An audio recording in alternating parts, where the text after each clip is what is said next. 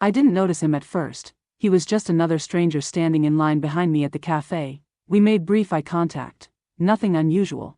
Then he said my name, not loudly, not casually, like he already knew me. I turned around, confused. I'd never seen him before in my life. "I think you've got the wrong person," I said. He smiled, a polite, almost apologetic smile. "No," he replied, "I don't." I was about to walk away when he added something that made my chest tighten. "You used to hide your birthday money under the loose floorboard in your room, third plank from the window." I froze. No one knew that. Not my parents, not my friends, not even the people I grew up with. That was something I did when I was 7 years old, in a house we moved out of decades ago. I laughed nervously, told myself it was a coincidence, a lucky guess. But then he leaned closer and lowered his voice. "You stopped using that hiding spot after your mother found the envelope with your name written in blue crayon. You cried for an hour." My mouth went dry. That memory wasn't something I'd ever shared. I wasn't even sure I remembered it clearly myself. I asked him who he was. He hesitated, then said, "Someone who remembers you. Before you learned how to forget." I left without finishing my coffee. For the rest of the day, I couldn't focus. Every childhood memory felt suddenly exposed.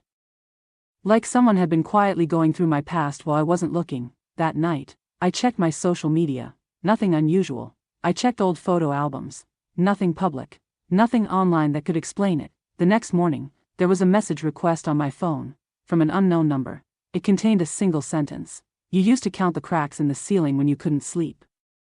I sat on my bed, staring at the screen. That habit had stopped when I was 10. I never told anyone about it. I barely remembered doing it myself. I blocked the number.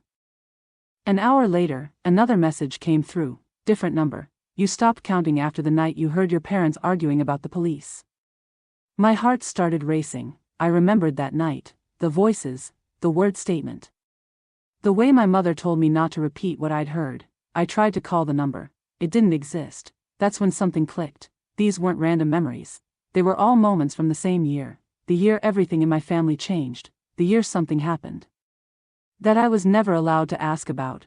I dug through old boxes in my closet, report cards, drawings, school photos. At the bottom, I found something I hadn't seen in years.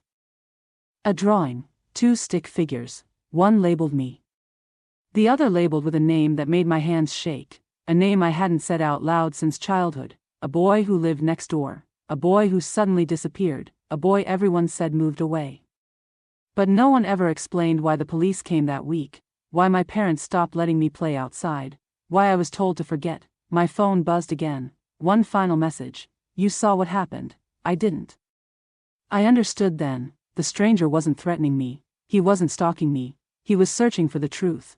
Because I was the only witness who never spoke. And now, after all these years, he finally found me.